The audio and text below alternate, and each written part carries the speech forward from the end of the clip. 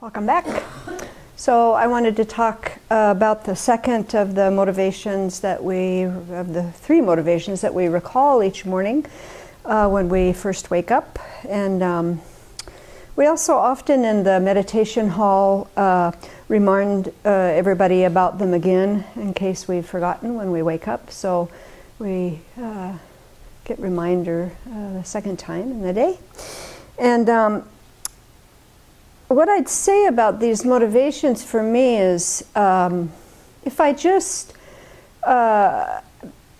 memorize them or remind myself to speak about them in the morning or think about them in the morning, if I don't actually consider what it means to actually try and practice these through the day, then it's just words coming out of my mouth, and I'm certainly not going to change much. So it's really helpful to sit with these and just what does it mean? How is it going to impact how I act throughout the day?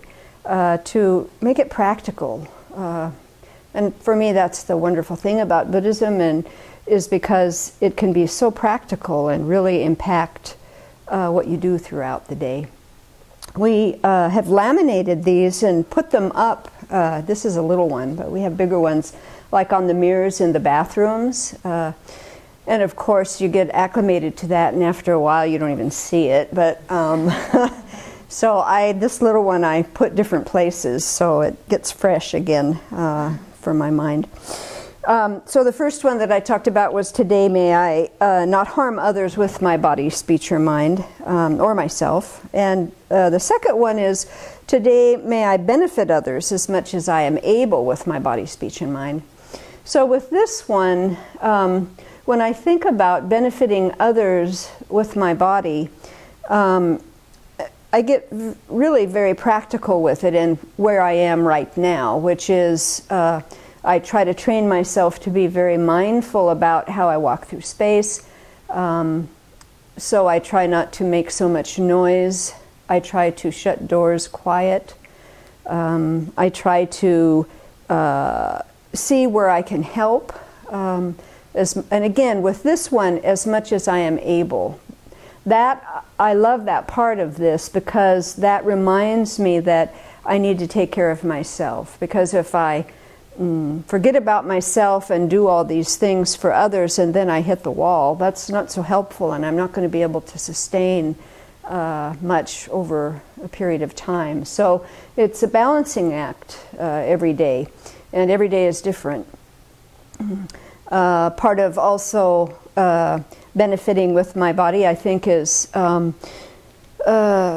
thinking about others that come after me. So if I take the last tissue out of the box, to go get a new box would be reasonable to do.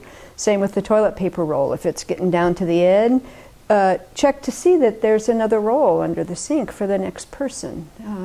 If I take the last milk out of the pitcher, to fill it up instead of just setting it aside. So trying to think about others all the time, and to train myself with physical action. With speech, that one I think in terms of to try and think before I speak. Why am I speaking? And what's the point of what I'm saying? And this one, to try and get in touch with the energy that's in my body. Is it trying to be boastful, or, toot my own horn? Is it, just kind of adrenaline energy? Because if I speak from that place, it's not so wonderful. It's certainly not helpful at all. It's not benefiting. I try not to speak when I'm angry, to try and calm my mind first, because that's also another disaster. If I talk much when I'm angry, then I have angry words and get into harsh speech. So not so helpful. I try to be encouraging and try to point out people's actions that they do that are wonderful, that help.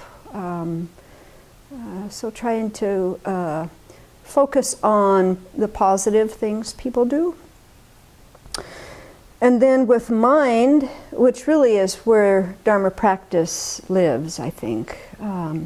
So with my mind, trying to benefit with my mind, what that means to me is I try to keep my mind in a virtuous place. And of course, this is the hardest one for me. And to really pay attention to what I'm letting my mind do.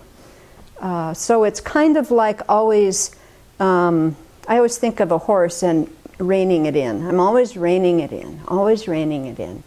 And trying to look to see where my mind is going, and when afflictions arise, to smooth that back out, to find a balance again. So anytime my mind is distressed, that's always the key to me, that afflictions are there and I need to bring my attention in. I'm not always successful at that, you know. I have a habit of looking out and, you know, if you just wouldn't do what you're doing, I would be fine, that old thing. But nonetheless, to keep trying to bring it in back to my own internal world, that's where the change will happen, that will be then benefiting to others. So with these practices, these are lifetime practices. It's interesting. And of course, the wonderful thing about the mind is that if I have my mind in virtuous thoughts, then there's no place in there for non-virtuous thoughts. I can't do both at once. And so I always have the choice. If I'm going into affliction, I can turn the mind and get back to virtuous state. And that's a wonderful thing about the mind. I don't know what we would do if we could hold both at once. It would be not a good thing. Yeah.